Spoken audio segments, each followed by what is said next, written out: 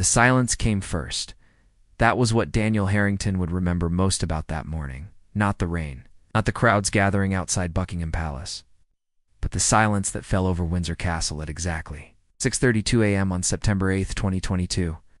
Daniel had been a royal guard for 11 years. He knew the rhythm of the palace like his own heartbeat.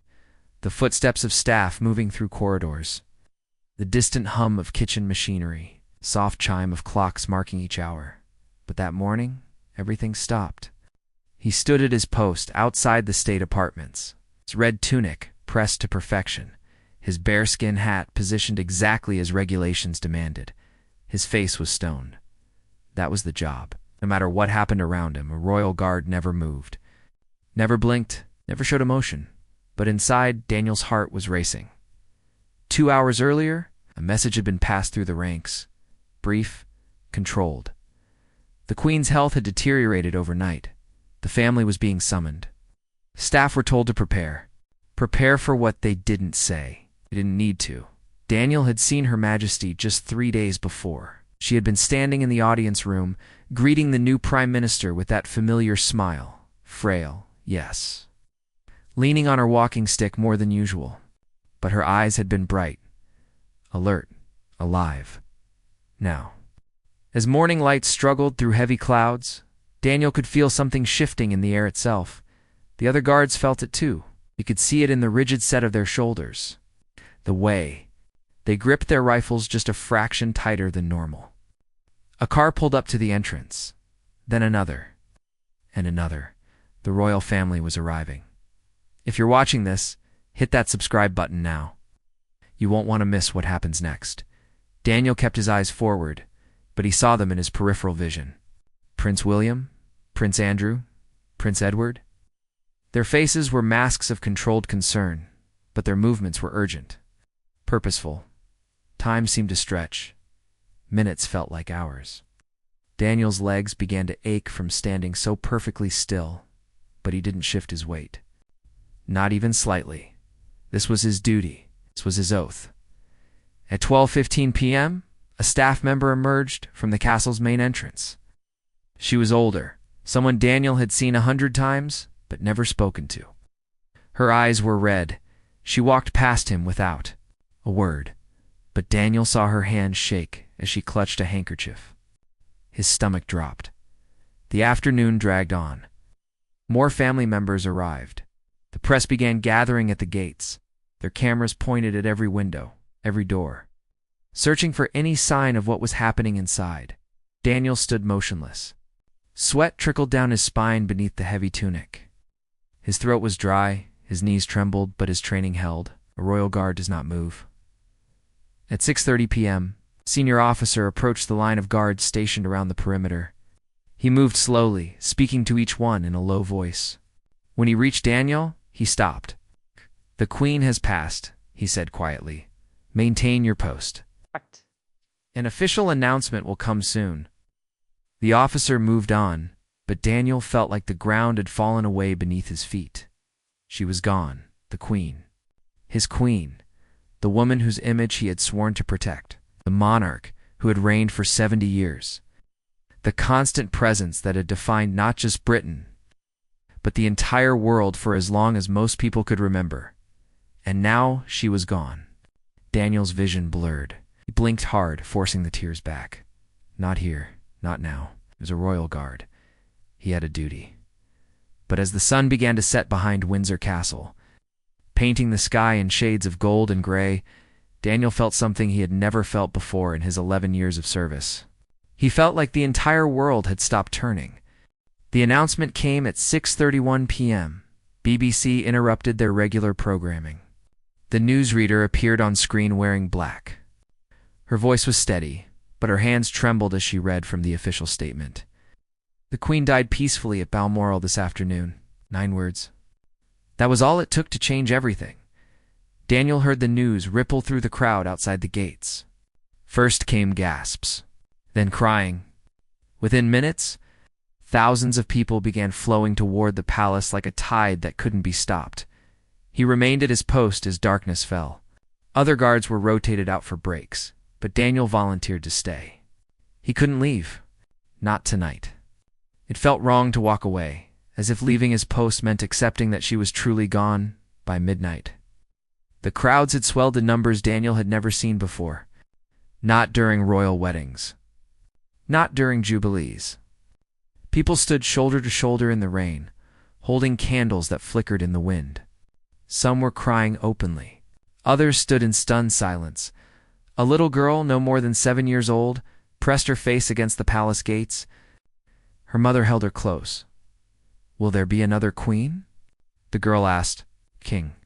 Her mother replied softly. "There will be a king now." The girl thought about this for a moment. "But I only ever knew the queen." So did Daniel. So did everyone. When his shift finally ended at 2 a.m., Daniel walked through the palace corridors toward the guards' quarters. The silence was even heavier now. Staff members moved like ghosts, their faces pale and drawn. In the changing room, Daniel removed his ceremonial uniform piece by piece. His hands moved automatically through the familiar routine, but his mind was somewhere else. The other guards were quiet. Some sat on benches with their heads in their hands. Others stared at nothing, lost in their own thoughts. James Mitchell, who had served alongside Daniel for 8 years, finally broke the silence. "I saw her once," he said quietly. "Up close, I mean. I was posted inside the drawing room during a state dinner. She walked right past me, smiled, said good evening." "What did you do?" another guard asked.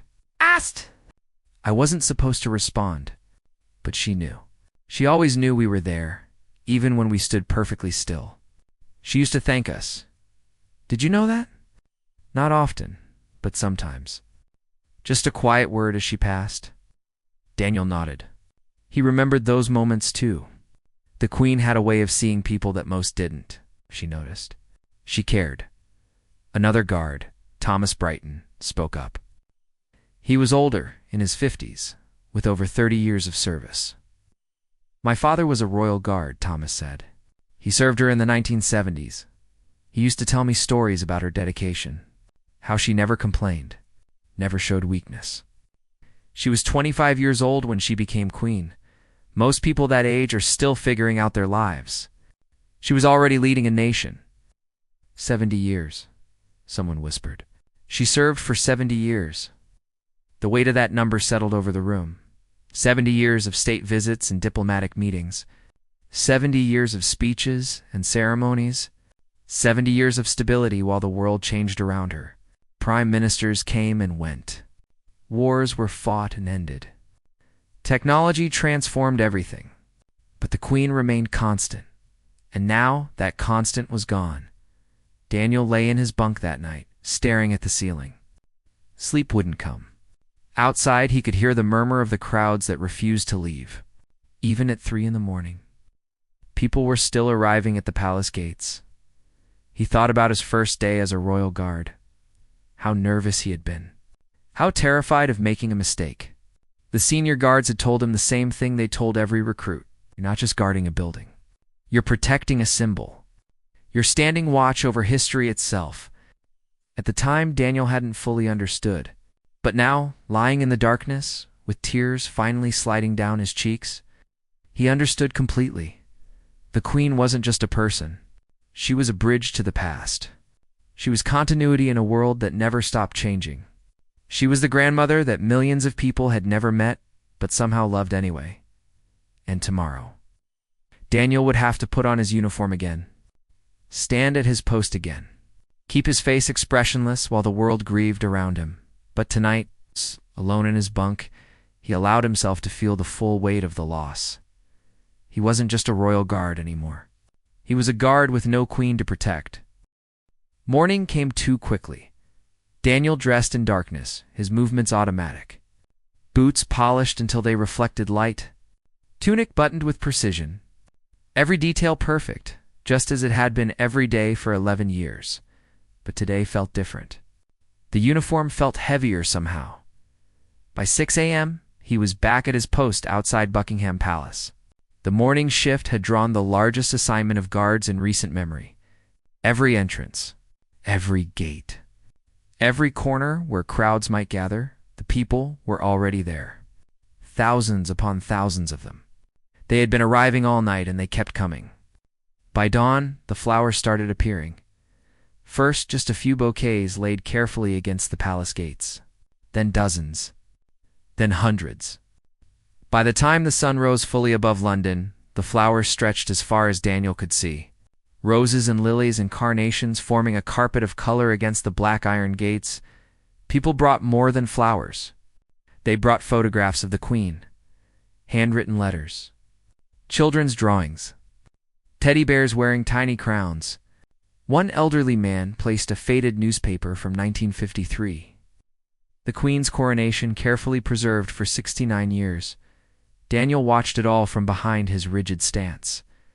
He wasn't supposed to look at the crowds, wasn't supposed to acknowledge them at all. But today, the rules felt impossible to follow. A woman approached the gates directly in front of his post. She was in her 80s, wearing a coat despite the warm September morning. Her hand shook as she laid down a bouquet of white roses. "Thank you," she whispered to no one in particular. "Thank you for everything." She stood there for a long moment, her lips moving in silent prayer. When she finally turned away, Daniel saw tears streaming down her weathered face. The hours passed slowly. The sun climbed higher. The crowds grew denser. By noon, the line of people waiting to lay flowers stretched for blocks. They came from everywhere, young and old, rich and poor, British citizens and tourists from distant countries, all of them united in grief. Daniel's legs ached. His back screamed for relief.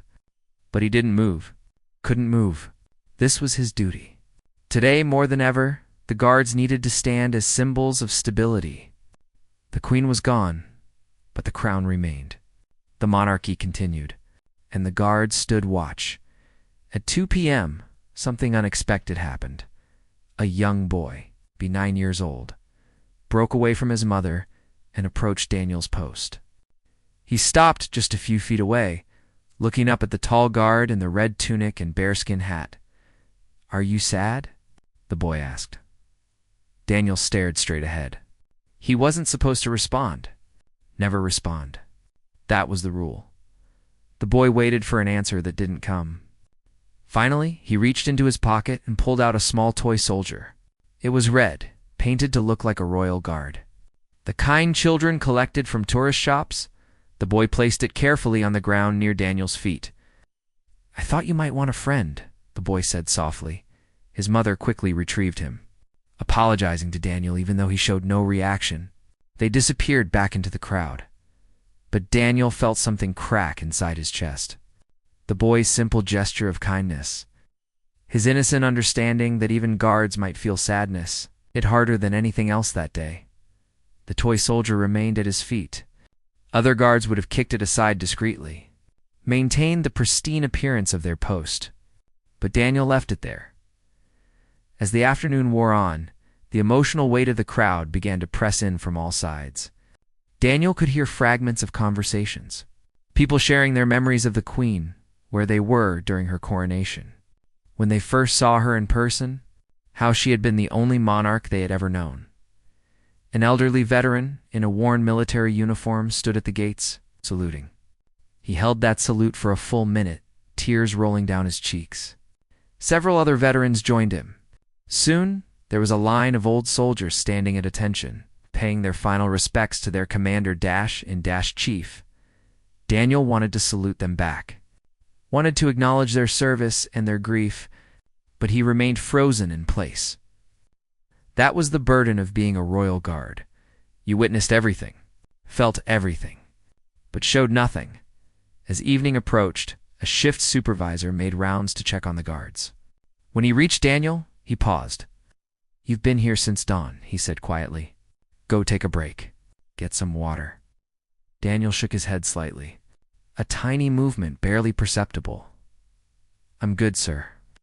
The supervisor studied him for a moment, then nodded. He understood.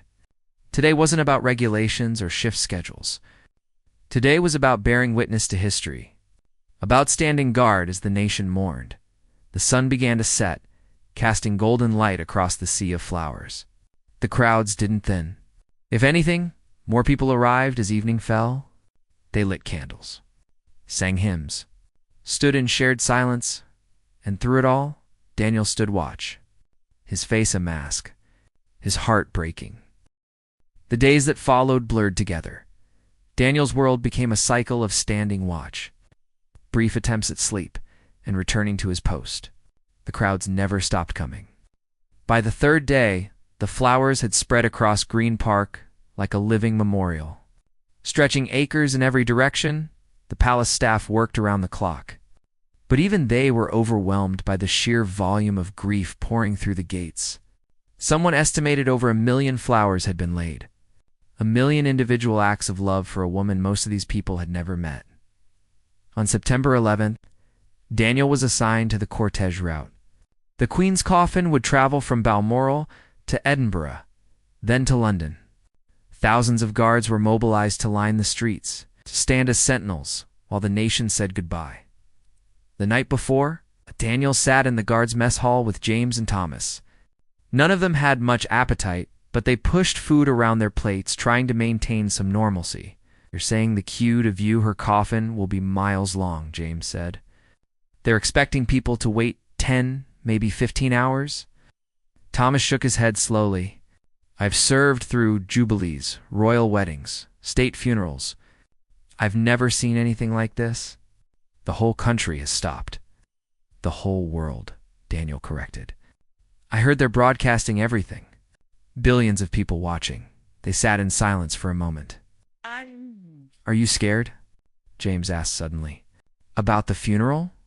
About standing watch during the ceremony?" Daniel considered the question. Scared wasn't the right word. It was something deeper, more complex. "I'm scared I won't be able to hold it together," he admitted. "I'm scared that when they carry her coffin past me, I'll forget everything I've been trained to do, that I'll break down right there in front of everyone."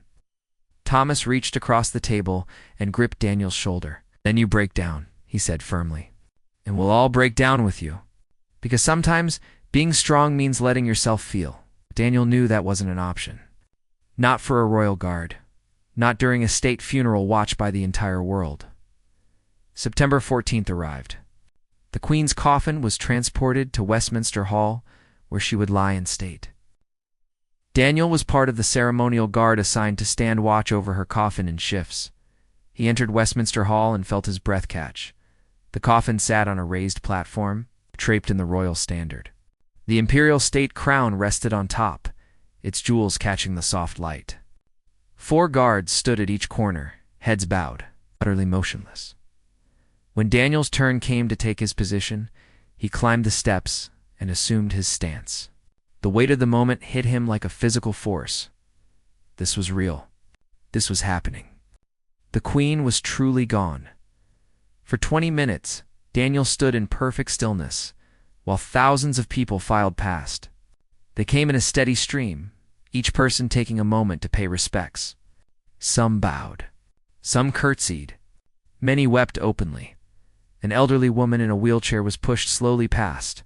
She raised a trembling hand to her lips, then extended it toward the coffin, blowing a kiss. Her nurse had to help her turn away as sobs racked her frail body. A young soldier in dress, uniform stopped and saluted sharply. He held it for a long moment, his jaw clenched tight. When he finally lowered his hand, his eyes were red. Daniel felt his own eyes burning. The muscles in his face ached from holding his expression neutral. His legs trembled. Sweat dripped down his back. "Don't move. Don't blink. Don't break." But then something happened that nearly shattered his resolve. A woman approached with 3 children. The youngest couldn't have been more than 5. As they reached the coffin, the mother knelt down and whispered something to her daughter. The little girl looked up at Daniel. Really looked at him as if she could see past the uniform and the rigid stance to the human being beneath. "Is the guard sad too?" she asked her mother, her voice carrying in the solemn silence. "Yes, sweetheart," her mother replied softly. "Everyone is sad today." The girl reached into her pocket and pulled out a small stuffed corgi. Daniel recognized it immediately. The Queen had been famous for loving corgis. She had owned more than 30 throughout her lifetime. The girl placed the toy at the base of the platform, arranging it carefully so it faced the coffin. "So she won't be lonely," the girl explained to her mother. Daniel felt a tear slide down his cheek. Just one. He couldn't stop it. Didn't even try. The tear traced a path down his face and dropped onto his tunic. No one seemed to notice. Everyone was focused on the coffin. On saying goodbye when his 20-minute vigil ended, Daniel was relieved by another guard. He descended the steps on shaking legs and made his way to a quiet corridor outside the hall. Only then did he allow himself to lean against the wall. His hands were trembling. His breath came in short gasps. James found him there a few minutes later. "You okay?" Daniel nodded, though it was clearly a lie. "The funeral's in 5 days," James said quietly. "Westminster Abbey, full state ceremony. We'll be there, front and center. 5 more days. 5 more days of holding everything inside. 5 more days of standing watch while the world grieved." Daniel wasn't sure he had the strength. September 19th, 2025, the day of the funeral. Daniel woke at 4 a.m., though he hadn't really slept. None of the guards had. They moved through their preparations in tense silence, each man lost in his own thoughts. The uniform had to be perfect. Not just regulation perfect, but flawless. This would be the most photographed day of their lives. Every button, every crease, every detail would be captured by cameras and broadcast to billions of people around the world. Daniel's hands shook as he fastened his tunic. He had to stop twice to steady himself. Outside, London was already awake. By 5 a.m., the streets were packed with people who had camped overnight to secure viewing positions. The funeral route was lined 10 deep in places. Some estimates put the crowd at over 1 million people in London alone. Daniel took his position along the Mall, the wide ceremonial avenue leading to Buckingham Palace. Other guards stood at precise intervals, forming a human corridor through which the funeral procession would pass. The wait was excruciating. Hours of standing perfectly still while the city held its breath. The silence was broken only by the occasional shuffle of feet from the crowds. The distant sound of preparations at Westminster Abbey at 10:44 a.m. The bells began to toll. The sound echoed across London, deep, solemn, each strike marking another second of collective grief. Daniel felt each bell ring in his chest like a physical blow. Then came the drums. Slow, rhythmic, growing louder as the procession approached. Daniel could hear the crowds gasp and then fall into complete silence. A silence so profound it felt like the entire city had stopped breathing. The gun carriage appeared first. The Queen's coffin, draped in the royal standard, pulled by sailors from the Royal Navy in a tradition stretching back over a century. The imperial state crown sat atop, along with a wreath of flowers chosen by the new king. Behind the coffin walked King Charles III, his face drawn but composed. Prince William, Prince Harry, other members of the royal family, all in military dress, all walking in step with the drums. As the procession drew closer, Daniel felt his chest tighten. His vision began to blur. He blinked hard, forcing his eyes to focus. Don't break, not now. Not here. The coffin passed directly in front of him. So close, he could have reached out and touched it. So close, he could see the intricate details of the royal standard. The gleam of the crown's jewels in the morning light. Somewhere in the crowd, someone began to sob, then another. Soon, the sound of weeping rose from thousands of throats, a collective cry of loss that seemed to echo off the buildings themselves. Daniel's jaw clenched so tight it hurt. His hands gripped his rifle with desperate force. Every muscle in his body screamed to move, to react, to acknowledge what was happening, but he remained frozen, as still as stone. A perfect royal guard. The procession moved on. Heading toward Westminster Abbey, Daniel would remain at his post throughout the service, standing watch while inside the abbey. World leaders and royalty from across the globe gathered to say farewell. Through speakers set up along the route, you could hear the funeral service, the hymns, the prayers, the Archbishop's eulogy speaking of the Queen's unwavering faith and dedication to service. She was a pattern to many, the Archbishop said, his voice carrying through the autumn air, a beacon of stability and grace in an ever-changing world. The service lasted nearly 2 hours. Daniel didn't move. Couldn't move. His legs had gone numb. His back ached. His face was frozen in a mask that had become as much a prison as a duty. When the coffin emerged from the Abbey for the final journey to Windsor, something shifted in the crowd. The grief that had been held back by ceremony and protocol began to break through. A woman collapsed near the barriers, overcome. Others had to help her to her feet. An elderly man removed his hat and pressed it to his chest, tears streaming down his weathered face. Even police officers, trained to remain professional, stood with obvious emotion in their eyes. The procession made its way through London one last time. Past Buckingham Palace, where the Queen had lived and worked for most of her reign. Past the landmarks that had defined her 70 years as monarch. As the gun carriage passed each position of royal guards, something remarkable happened. Something that wasn't in any regulation or protocol. The guards began to weep. Not all at once, not obviously, but tears began to fall from beneath bearskin hats, down cheeks held rigid with discipline, onto red tunics that had never been meant to absorb such sorrow.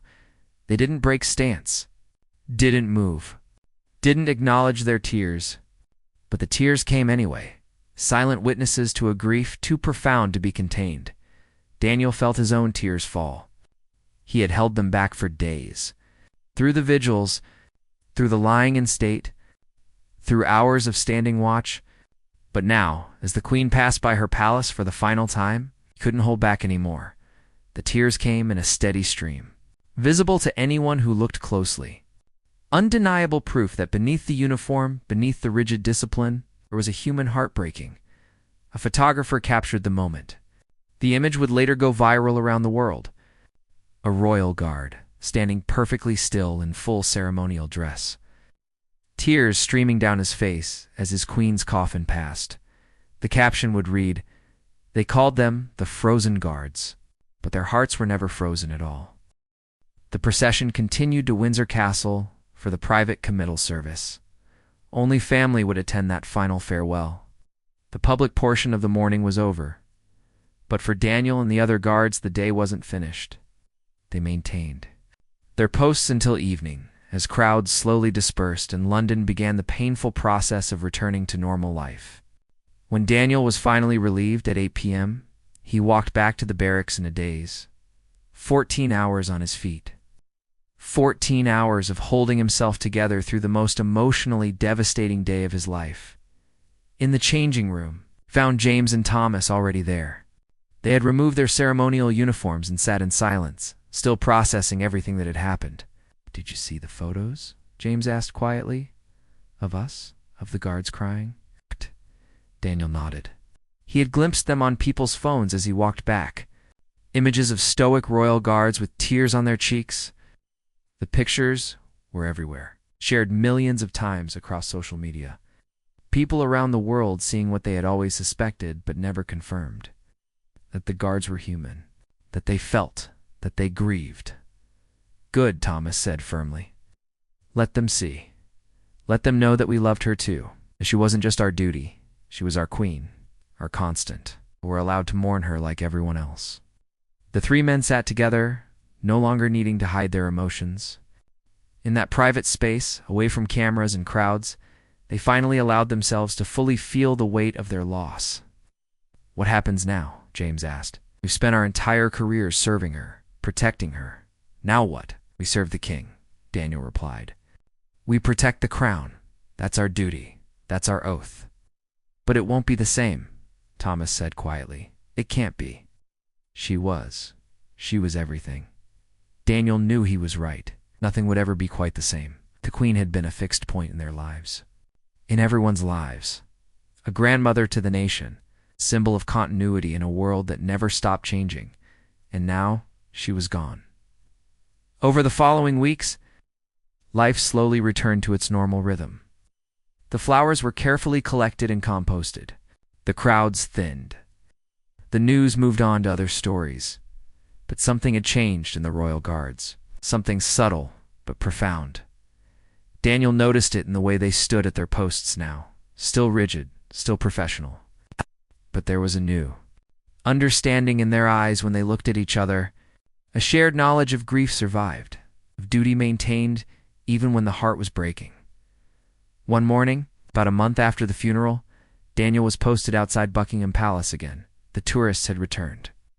People took photos with the guards, made silly faces trying to get them to smile, went about their lives. A young boy approached, similar age to the one who had left the toy soldier that first day.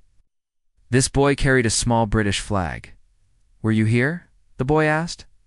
"When the Queen died? Were you one of the guards who cried?" Daniel stared straight ahead as protocol demanded, but after a moment he gave the smallest possible nod. Just once, barely perceptible. The boy's face lit up with understanding. "My mom says you were very brave," the boy said. "She says being brave doesn't mean you don't cry. It means you cry and keep going anyway."